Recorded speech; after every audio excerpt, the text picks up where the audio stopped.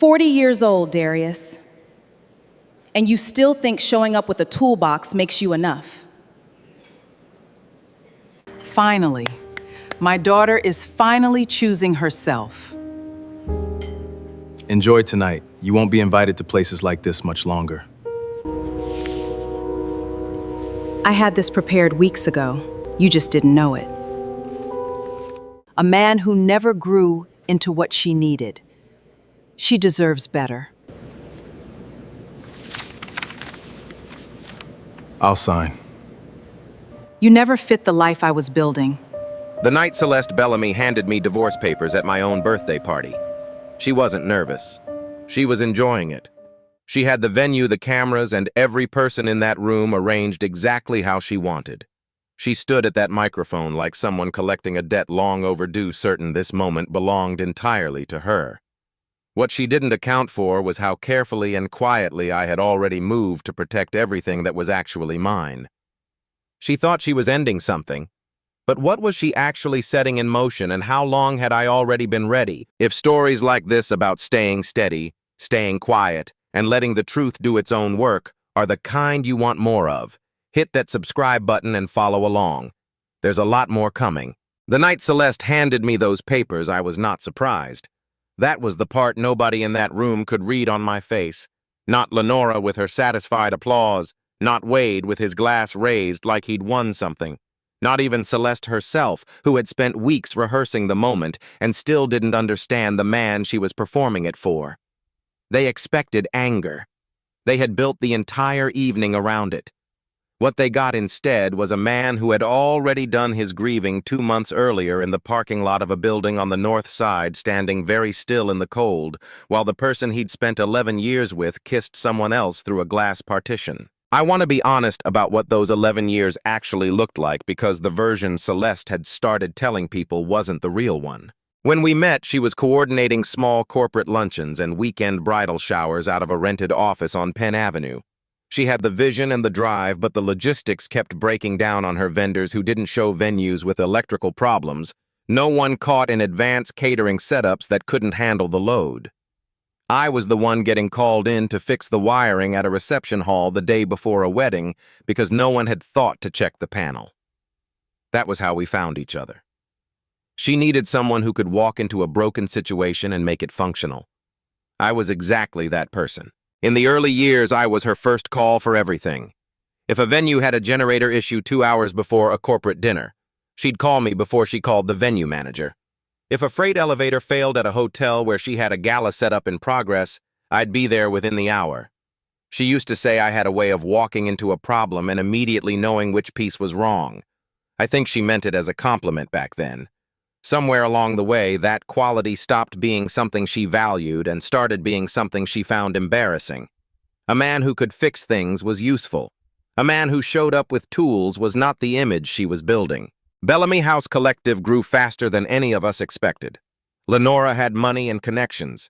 Paige had a gift for publicity. She knew how to position the company for the clients who cared more about image than cost.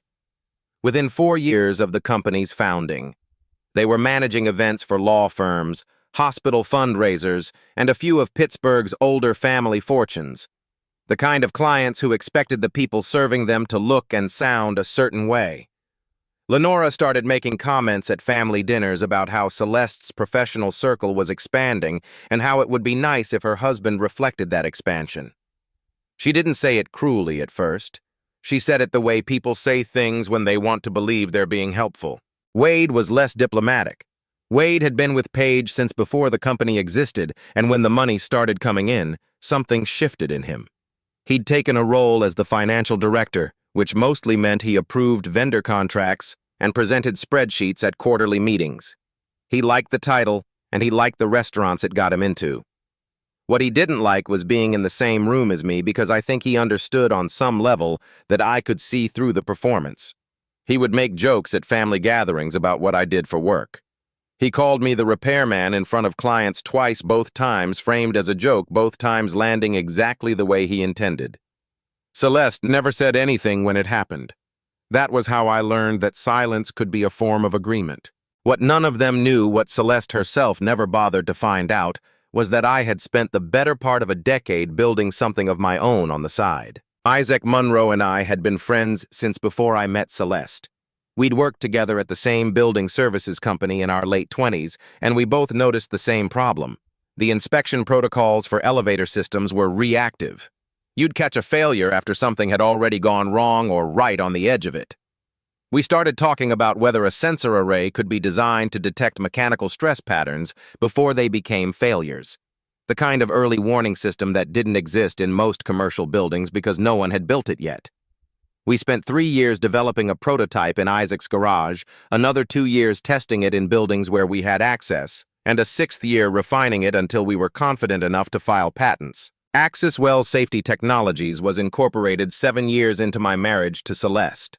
By that point, she knew I had a side project with Isaac, but she'd never asked what it involved, and I'd stopped volunteering information after she cut me off mid-sentence at a dinner to redirect the conversation towards something happening at the company. The patents were filed under both our names. The ownership structure gave me 53% of the equity and primary voting authority. We had contracts with 3 commercial real estate firms and 2 hospital networks by the time she handed me those papers.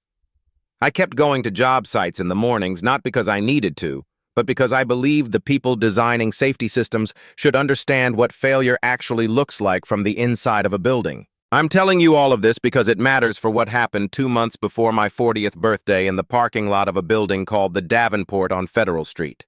Bellamy House Collective was in negotiations to lease event space in that building long-term, and I'd been called in to evaluate the mechanical systems before the lease was finalized. It was a Thursday evening, and I finished later than expected. On my way out, I saw Celeste's car in the lot, which surprised me since she hadn't mentioned being there. I figured she had a walkthrough scheduled and decided to find her. The building had a private conference room on the 2nd floor that the management company used for client meetings. The door was mostly closed when I reached it, but not fully. I could hear voices. I recognized Celeste's and another one I didn't know, a man's voice, measured and deliberate, the kind of voice that belongs to people who have learned to sound trustworthy. What stopped me was hearing him say the name Axiswell. Not in passing, he said it the way someone says a name they've been studying. He used the phrase, "before the new licensing round closes," which told me he knew details about our upcoming contract cycle that were not public information. I stayed in the hallway and listened. The picture that assembled itself over the next several minutes was not one I had any desire to see. Celeste and this man, whose name I would later confirm was Colin Ashby, had been meeting regularly. Colin had presented himself to her as an investor interested in backing an expansion of Bellamy House Collective into a regional portfolio, new venues, new cities, a larger operation. What he actually wanted was a pathway into Axiswell's technology. He needed someone with access to internal documents, and Celeste had been providing it. She had photographed materials from my home office. She had used my login credentials, which she'd once seen me enter, to access shared project folders on our home network. I also heard enough to understand what was coming. Celeste had decided that the most effective way to end the marriage was to do it publicly at my birthday party in front of clients and investors and people whose opinions I cared about professionally. Colin had apparently encouraged this. A man who lost his composure in public, who screamed at his wife in front of a room full of business contacts, would be too discredited and too angry to respond clearly to what was happening at his company. She genuinely believed that I would fall apart. I walked out of that building and sat in my truck for a long time. The thing about discovering a betrayal like that is that it doesn't feel the way you think it will. There's no explosion, no single overwhelming wave of emotion. What I felt that night was closer to a kind of clarity, a long, cold settling of everything I'd been half noticing for years, but not naming. The way she stopped asking about my work. The way she changed the subject when I mentioned Isaac. The dinners where she sat across from me and answered her phone twice and I said nothing. I had been interpreting all of it as drift, as the ordinary erosion that happens in a marriage when 2 people stop paying attention to each other. But it wasn't drift. It was positioning. I drove home and I didn't say anything to Celeste when she came in later that night. She had a reason ready, a dinner with a venue manager, something about a spring booking. I listened, said a few words, and went to the room I used as an office. I sat there for a long time. The anger was there. I won't pretend it wasn't. But underneath it was something more practical. I had a company to protect. Isaac had put 7 years of his life into Axiswell alongside me. The people we'd hired, the engineers, the safety analysts, the field technicians, none of them had done anything wrong. If Colin succeeded in getting unauthorized access to our core technology, and I responded by blowing up in a hotel ballroom, I'd be handing him exactly the cover he needed. I'd become the unstable party in the story. Every professional relationship I'd built in Pittsburgh would be filtered through footage of me losing control in public. That was not going to happen. The next morning, I called Naomi Kessler. Naomi had handled the original incorporation documents for Axiswell, and she was someone I trusted completely, not just for her legal ability, but for her judgment. I told her everything. She listened without interrupting, and when I finished, the first thing she said was that we needed to move carefully and document everything before we did anything visible. She began the process of formally establishing the chain of ownership for every patent, every licensing agreement, and every contract currently in negotiation.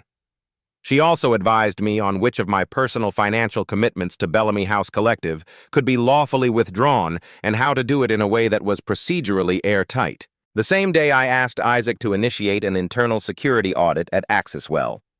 I gave him a technical reason routine protocol ahead of the new licensing round, and he accepted that without question. 2 days later, he called me back and told me what he'd found.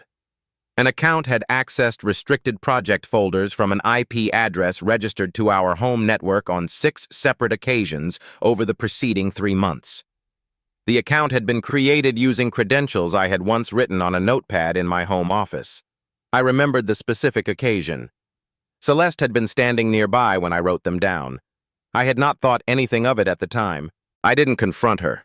I know that seems like the harder choice, but it was actually the easier one once I'd decided what mattered most. Confronting her immediately would have accomplished nothing except warning Colin that I knew.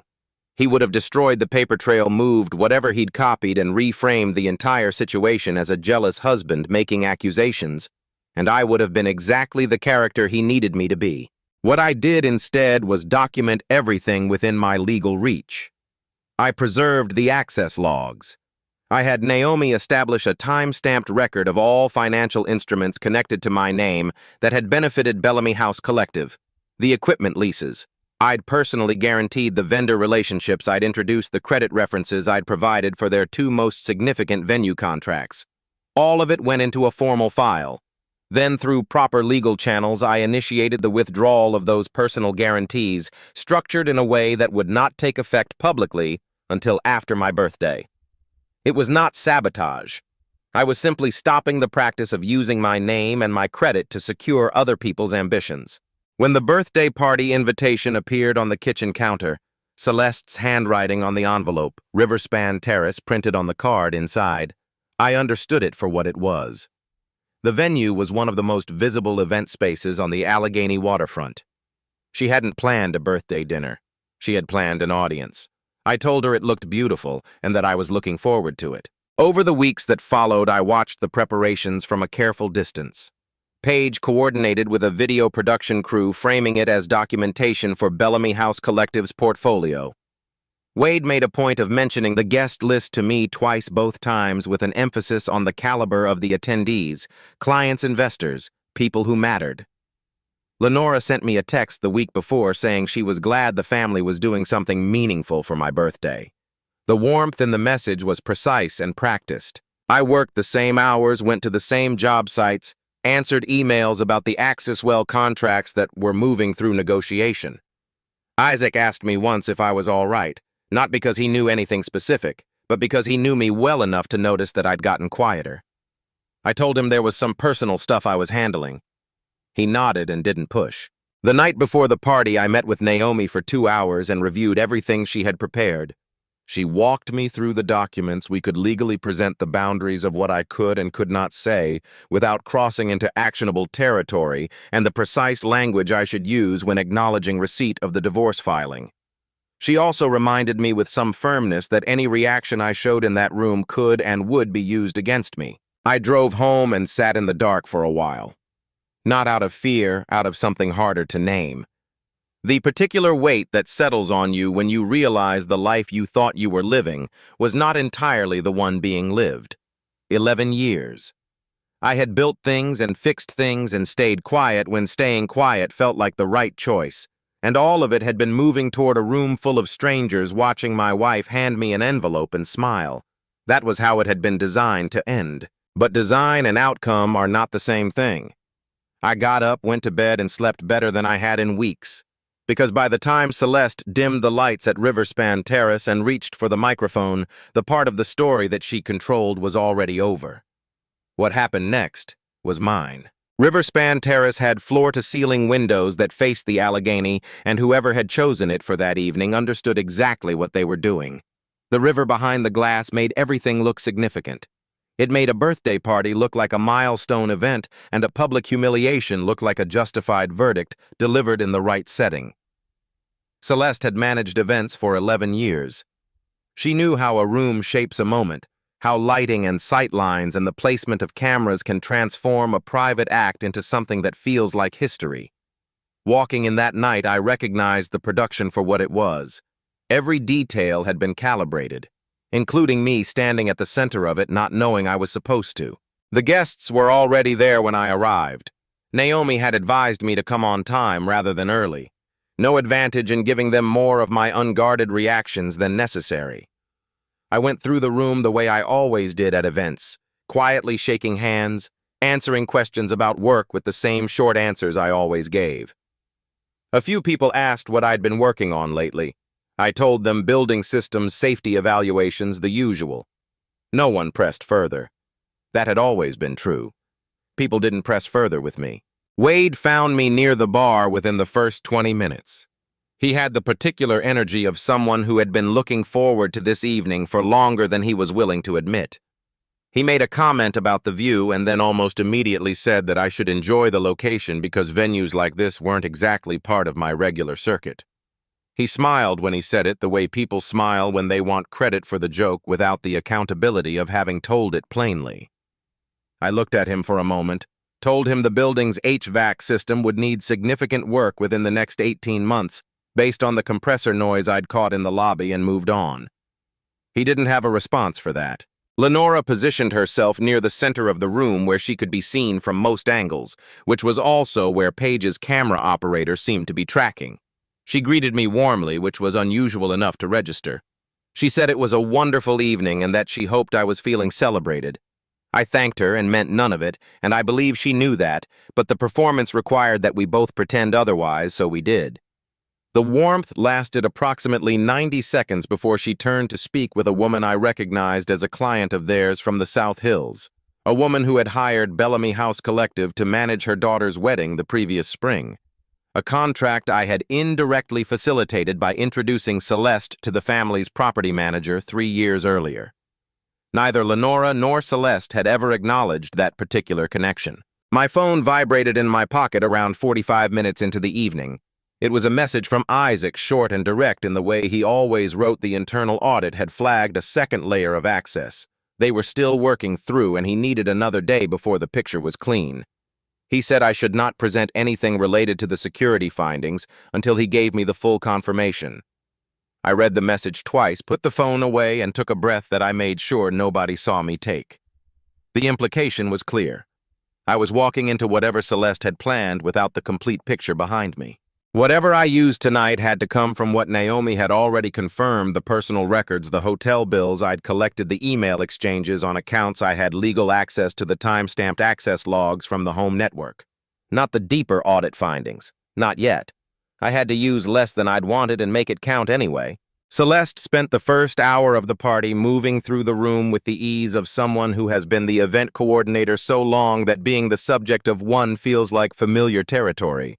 She was gracious and attentive to every guest, and she touched my arm twice in front of people in a way that was designed to look affectionate. I understood the function of it. She needed the room to believe the marriage had appeared intact until the very moment she chose to end it. It would make the reveal more dramatic, and more importantly, make my reaction look more unhinged by contrast. A man blindsided, humiliated in public, lashing out. That was the script. The band had been playing for about an hour and a half when Celeste made her way to the stage. The music stopped with a precision that told me it had been rehearsed. She took the microphone from the stand in one smooth motion, and the room responded. The way rooms always respond when a confident woman commands them quietly, attentively, everyone orienting toward her. She said she wanted to take a moment to mark the occasion. She said 40 years was significant, and that anniversaries of any kind deserved honesty. An attendant I didn't recognize set an envelope in front of me on the table. Celeste held up the matching documents and told the room she had been carrying something for a long time, and that tonight felt like the right moment to put it down. She said she had given everything she had to a marriage that had stopped growing and that she was choosing herself. She said it clearly and without trembling, which told me she had practiced those lines many times. Lenora started the applause. Paige redirected the camera operator toward my face. Wade raised his glass and said out loud that it was about time the family stopped carrying someone who had no interest in rising to meet them. I picked up the envelope, removed the documents, and read the first page.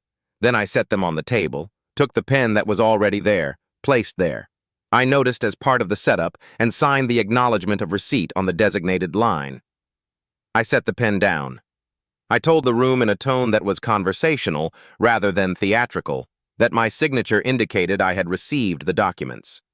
It did not represent agreement to any of the terms or a waiver of any rights I intended to exercise through proper legal channels.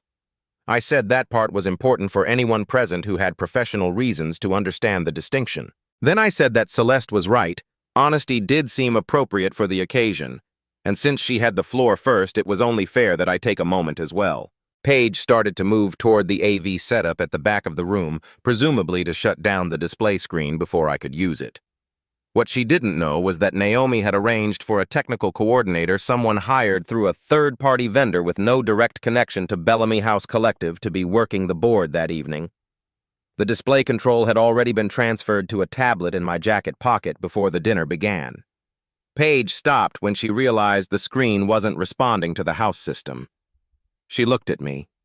I looked back at her without saying anything and opened the first slide. What I showed them was not dramatic. That was intentional. There were no photographs of Celeste and Colin in a compromising moment.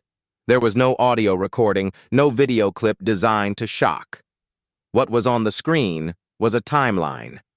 Dates, locations, hotel receipts from 3 specific trips Celeste had told me were work-related, cross-referenced with Colin Ashby's name appearing on the booking confirmations. Email excerpts from accounts I had every legal right to access, in which Celeste discussed retrieving materials from a specific drawer in my home office. A log showing 6 unauthorized access events from our home network IP into AccessWell's restricted project folders, and a brief summary of Colin Ashby's professional history that made clear he was not a general investor, but a person whose specific and consistent professional interest was acquiring access to proprietary technology from smaller firms. I told the room that the man Celeste had been meeting with for the past several months had not come into their lives because he wanted to invest in Bellamy House Collective. He had come because he wanted access to technology that belonged to AccessWell Safety Technologies. I told them that AccessWell was a company I had co-founded with Isaac Monroe, that it held multiple patents in elevator and building safety detection systems, and that I was its majority shareholder and primary voting authority. The work that had been described at this table and others as the hobby of a repairman was in fact the foundation of a company that had active contracts with commercial real estate firms and hospital networks across 3 states. The room was very quiet. Not the polite quiet of an attentive audience. A different kind. I said that effective as of that week, the personal financial guarantees I had extended over the years to support Bellamy House Collective's venue leases and vendor contracts had been formally withdrawn through the appropriate legal channels. I was not taking any action to harm the company. I was simply ending my practice of using my own financial standing to underwrite a business operated by people who had spent the better part of the last several years making clear they considered me beneath their standards. Then I thanked the room for attending and sat down. The response from Celeste's family in the immediate aftermath was a specific kind of silence, not shock exactly, more like people recalculating very quickly. Wade left the table without speaking. Lenora said something to Paige I couldn't hear. Celeste stood by the stage for a moment and then walked toward the exit without looking at me. I stayed for another 20 minutes, spoke with two people I had genuine respect for, and then drove home. What came next arrived in waves, and I want to describe it that way because that's how it actually felt. Not as one crisis, but as a sequence of separate impacts, each one landing before I'd fully absorbed the last. The first wave came from Paige. Within 48 hours, she had posted a clip from the evening's footage, and the clip was edited with precision. It began at the moment I activated the display screen. It did not include the preceding sequence, the envelope, the microphone. Lenora's applause, Wade's raised glass. What viewers saw was a man presenting private information about his wife in front of a room full of people, with no context for what had happened before. It read exactly as Paige had intended: a controlling husband who had been surveilling his wife and chose a public setting to humiliate her. The caption described me as someone who had spent the marriage hiding assets and monitoring her movements. The post was shared several hundred times within the first day. People I had worked with for years sent me messages asking if I was all right, which is the polite way of asking whether the version of you in the video is the real one. I did not respond publicly. Naomi had been clear about that anything I said in the open would be treated as a reaction rather than a rebuttal, and reactions feed a story rather than correcting it. The second wave came from Colin. He filed a formal complaint asserting that I had used Axiswell's monitoring infrastructure to conduct unauthorized surveillance of private individuals, including himself and Celeste. The complaint was structured in a way that was clearly prepared in advance. The language was too specific, the timing too immediate. Axiswell's largest pending contract holder, a regional hospital network, notified us that they were placing our agreement on administrative hold pending review of the complaint. The board of Axiswell, exercising the governance protocols we had written into the company's founding documents for exactly this kind of situation, voted to temporarily remove me from active executive authority while the matter was being investigated. Isaac called me the night that vote happened. He said he had abstained and that he wanted me to know the decision was procedural, not personal. I told him I understood, because I did. The third wave was Wade. He sent a formal legal notice through a Pittsburgh firm I'd never heard of, asserting that my withdrawal of the personal financial guarantees constituted tortious interference with Bellamy House Collective's business operations and that they intended to seek damages. The notice was worded aggressively, but as Naomi pointed out when she reviewed it, contained several structural errors that suggested whoever drafted it had done so quickly and without full information about how the guarantees had been structured. She said we would respond in due time and that nothing in the notice required immediate action. Then, while all three of those waves were still moving, something else surfaced. The internal audit that Isaac had been running completed its second layer of analysis. What it found was worse than the access logs. There was a licensing authorization document bearing my electronic signature granting Colin Ashby the right to deploy Axiswell's core sensor technology in a hotel renovation project in Columbus. The document was formatted correctly. The signature was valid. The authorization codes matched my credentials exactly. I had never seen that document before in my life. Isaac sent me the file at 11:47 at night, and I sat with it at the desk in my home office for a long time. The same desk Celeste had given Colin access to. The same room where I had once written login credentials on a notepad and not thought twice about it. Someone had generated a forged signature using my electronic certificate, which was stored on a device that had been physically accessible to anyone with a key to that room. The implications were not abstract. If that document held up, it meant one of two things: either I had secretly licensed Axiswell's technology to a third party without disclosing it to the board. A serious breach of my fiduciary duties, or my personal security had been so thoroughly compromised that I could not be trusted to operate the company whose entire purpose was keeping other people safe. Neither version of that story ended well for me. At the same time, Colin was gone. He had left Pittsburgh, and when Isaac's contacts in the financial world started making inquiries, they found that the intermediary companies Colin had used to funnel money from the Bellamy House investment agreements had been liquidated and the funds transferred out before anyone had thought to look. Bellamy House Collective was left with nearly $2 million in outstanding obligations and no investor to cover them. Paige's publicity instincts couldn't help with that. Wade's spreadsheets couldn't fix it. Whatever Colin had promised them, he had taken most of the actual money with him when he left. I sat in that office and I thought about Celeste. She was not a simple person to me even then. I want to be accurate about that. She had made choices that were deliberate and harmful, and she had participated in something that put my company and my colleagues at real risk. But I also understood sitting with that forged document in the middle of the night that she had probably not known the full scope of what Colin was doing. She had believed she was working with someone who was going to fund her future.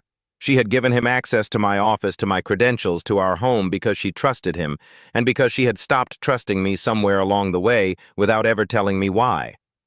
She had been used as a tool by a person who was much better at this than she was. That understanding did not change what I had to do, but it changed the weight of it. To clear my name, I had to turn over everything to an independent investigative team. The access logs, the forged document, the chain of evidence showing how Colin had obtained my credentials, and the full record of Celeste's involvement. I could not selectively present only the parts that were convenient. If the investigation was going to confirm that the signature was forged, it also had to establish exactly how that forgery became possible, and that pathway led directly through Celeste. If I stayed silent to protect her from that exposure, Isaac's company, the company we had built together over 7 years, would take the damage instead. The engineers who had built the systems, the analysts who had spent years refining the detection protocols, the field technicians who showed up to job sites every morning doing the same kind of work I'd done when I was 28 and didn't own anything. None of them had made any choice that deserved consequence. They would carry the cost of a decision that wasn't theirs if I chose comfort over clarity. I thought about that until close to 5 in the morning. Then I called Naomi.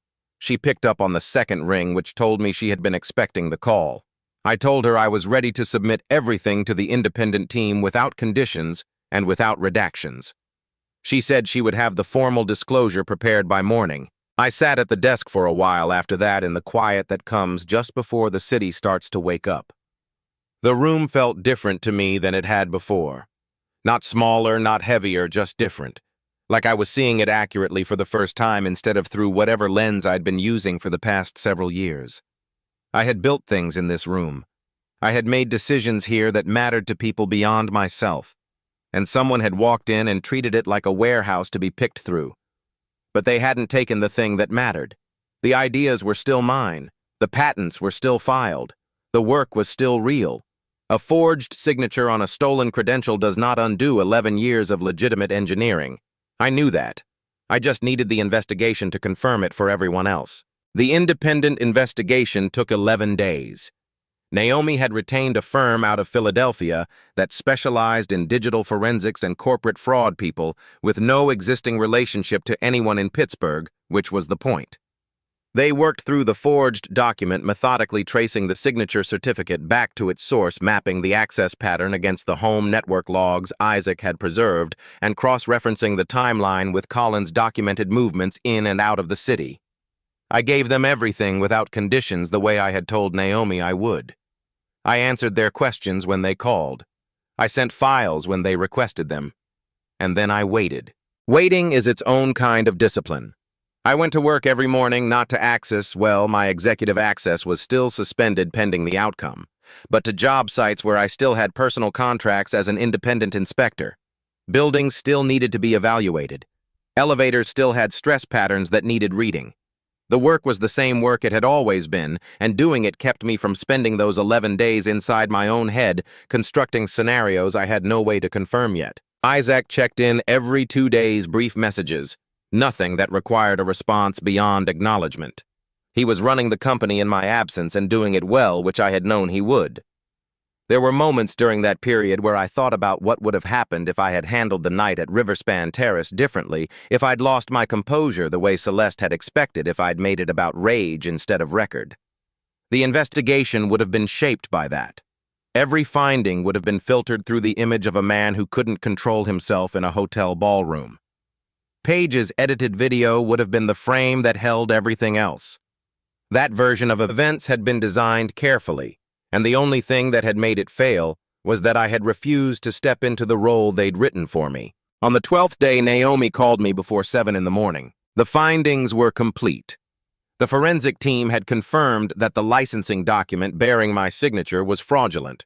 The certificate had been cloned using a process that required physical access to the device that stored it, and the metadata on the document itself showed it had been generated on a machine that was not mine. The access logs established a clear chain. Someone had used my home office equipment on 6 documented occasions to move files out of AccessWell's restricted servers.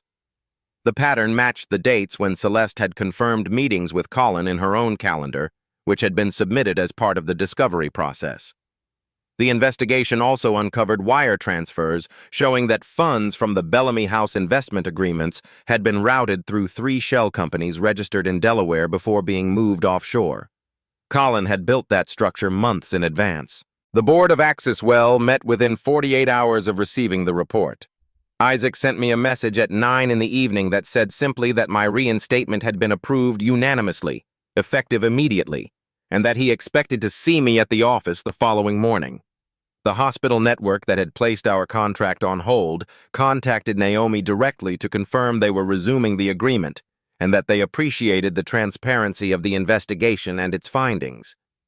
The formal complaint Colin had filed was referred to the Pennsylvania Attorney General's office as a potentially retaliatory and fraudulent claim. 2 weeks after he had left Pittsburgh, Colin Ashby was detained at Newark Liberty International Airport attempting to board a connecting flight. Federal investigators had identified the same pattern across 2 earlier cases, one in Ohio and one in Virginia, in which he had positioned himself as an investor, gained access to proprietary technology through personal relationships, and moved funds out through intermediary companies before the underlying firms understood what had happened. His investment licenses were suspended pending the federal proceeding. The firms that had facilitated his access to the Delaware shell companies were also under review. He had run this operation at least 3 times. The 3rd time was also the last. I did not feel satisfied when I heard this. I want to be precise about that because satisfaction implies the outcome was enough.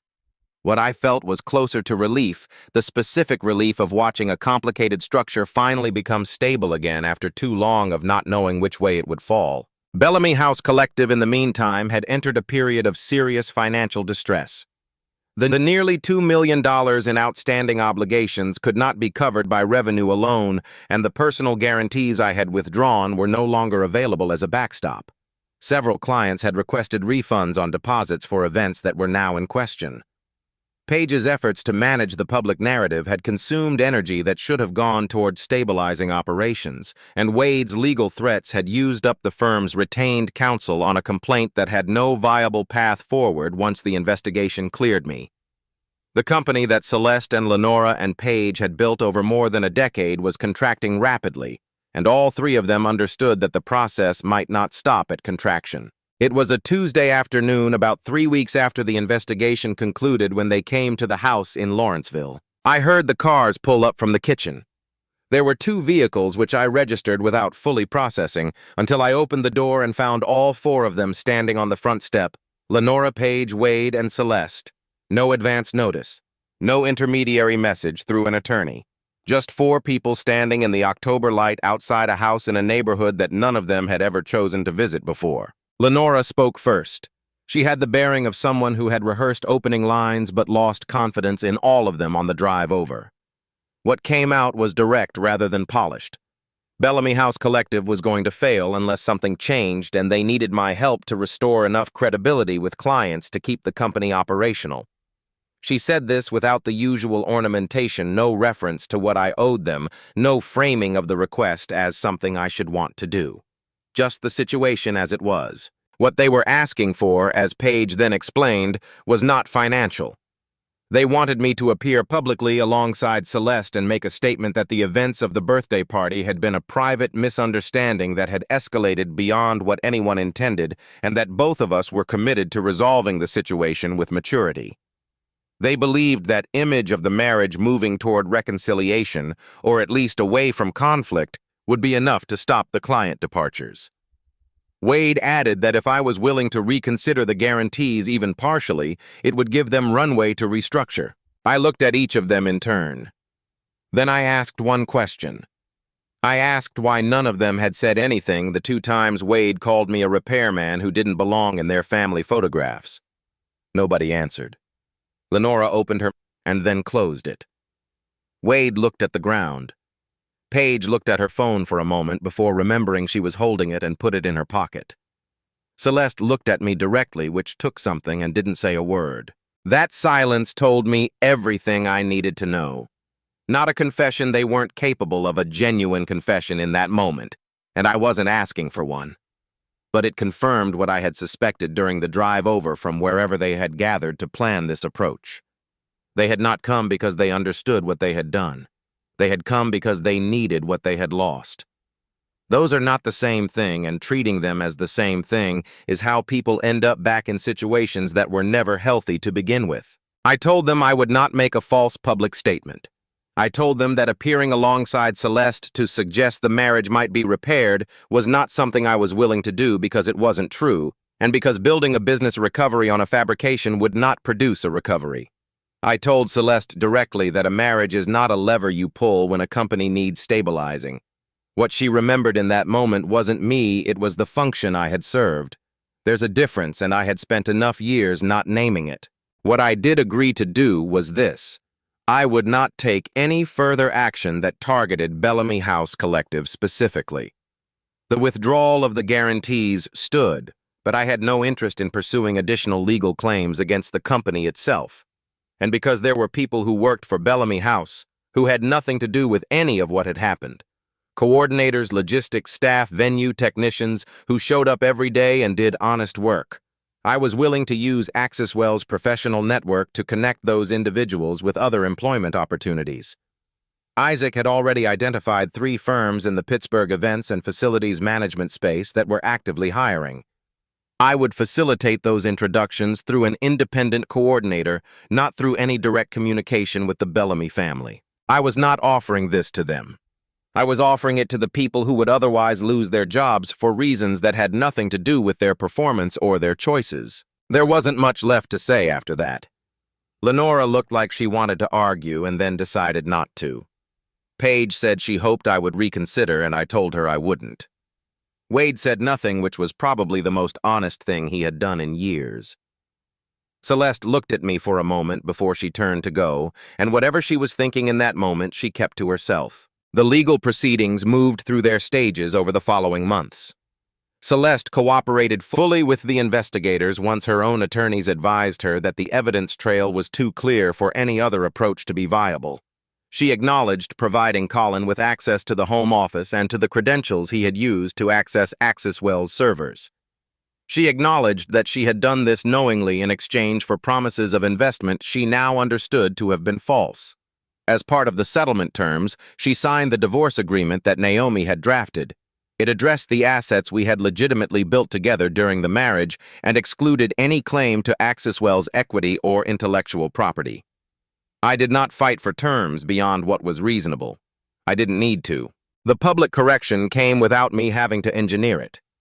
Naomi sent a formal request to Paige and her attorneys pointing out that the edited video posted after the party, the one that had been viewed several thousand times, was provably misleading given the full context now documented in the investigation.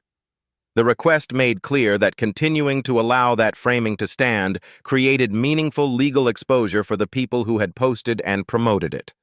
Lenora, Paige, and Wade issued a joint statement within the week.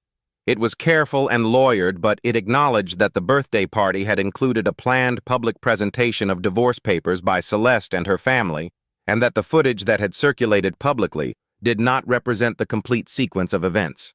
I did not comment on the statement. I didn't need to. The months after that had a quality I hadn't expected. They were quiet. Not the uncomfortable quiet of things being left unsaid, but something more like the quiet of a room where the furniture has finally been arranged the way it should have been all along. I worked. I spent more time with Isaac than I had in years because the work we were doing together was expanding faster than we had originally planned, and expansion requires attention. We opened a testing facility in Hazelwood that spring, which gave us the space to run longer evaluation cycles on the next generation of sensors we'd been developing. The hospital network that had briefly suspended our contract became one of our most consistent clients. A regional transit authority in Ohio reached out about applying Axis Wells detection systems to elevator infrastructure in their subway network. The kind of application we had sketched out in Isaac's garage years ago and never been certain we'd see realized. I also started something I had been turning over in my mind for a long time. A portion of the dividends I was receiving from AxisWell went toward establishing a small program for tradespeople and technical workers who had developed original ideas but had no framework for understanding patents, equity structures, or intellectual property rights. The premise was simple. The fact that you work with your hands doesn't mean you have to give away what your hands have built. I ran the first sessions myself in the evenings at the Hazelwood facility with people who reminded me of who I had been at 28, skilled, serious, not yet certain that what they were building had a future worth protecting. My 40th birthday had been a room full of people watching me receive something I hadn't asked for. My 41st was 15 people eating cake in a building that didn't exist yet when I started AxisWell doing work that hadn't existed either. Isaac gave a short toast that was mostly jokes at my expense, which was appropriate. Naomi was there. Several members of the technical staff were there. The trainees from the evening program came, which I hadn't expected, and which meant more than I knew how to say in the moment. Near the end of the evening, I checked my phone and found a message that had come in earlier. It was from Celeste. Not a call, not a request, just a message brief and undemanding. She wrote that she had been thinking about the ways she had misread things during the years we were together. She wrote that she had mistaken my quietness for absence and my patience for weakness, and that she understood now that both were wrong. She didn't ask for anything in return for saying it. She didn't suggest a conversation. She just said it and left it there. I read it once. Then I put my phone away and went back to the people in the room. I didn't write back. What she had written was true, and she had arrived at the truth through a process that cost her considerably. That was hers to carry. I didn't need to relieve her of it. Isaac, clearing plates from the table at the end of the night, remarked that this birthday had gone considerably better than the last one, and that he was relieved nobody had arrived with documents. I told him the evening wasn't over yet. He laughed the kind of laugh that comes from a long way back from the years in the garage, the first installation, the first contract, all the nights we had stayed later than necessary, because the problem we were trying to solve seemed important enough to stay for. There was a lot of life on the other side of that laugh, and I was glad to still be in it. Here is the thing I keep coming back to a full year after that night at Riverspan Terrace. The Bellamy family had wanted to remove me from their story. They wanted to keep what I had built and provided and quietly supported for 11 years and simply edit out the person who had done all of it. What they hadn't understood is that a person cannot be separated from what they've built. The work was mine. The credibility was mine. The relationships I had cultivated over 2 decades of showing up and doing the job correctly, those were mine too. You can hand a man a filing in front of 100 people and call it freedom. But what you hand him and what you take from him are 2 entirely different things. The people who underestimated you are not the measure of your value. They never were. And the moment they come back needing what they once dismissed that moment is not proof that they've changed. It's just proof that they finally understand what they lost. Those are not the same thing, and knowing the difference might be the most important thing I learned from all of it. If you've ever been the person in the room that others looked past, if you've done the work and held the line and stayed steady while someone else took the credit. I hope this story reminds you of something: your value does not require their recognition to be real. It never did. And if that's a reminder worth keeping, follow this channel because that's exactly what we're here for. There's more coming.